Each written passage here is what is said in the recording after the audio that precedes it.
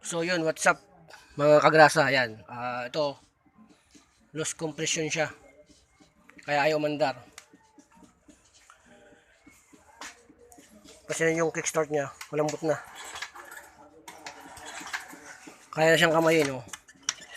Well, di mo yan kayang kamayin kung yan ay may compression. Ngayon, napakalambot na niya. So yun, papalitan natin ng piston ring. Ngayon, kung may tama yung piston, pati piston, damay na natin. Palitan na natin. Pati yung barbula.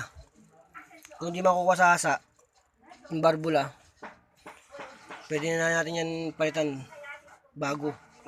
Para isang gawa na lang tayo. Yan. Medyo ano ko ngayon, medyo malat. Yun, kagrasa. Ito, maring piston ring. Saka piston, yun. Saka hasain natin barbula. Yun. Yan ang unang gagawin natin para mapaandar natin siya.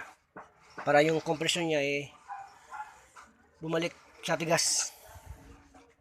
Yan. So ngayon, babakasin ko sa ngayon. Mamaya ko ulit sa bibidyoan. Alright.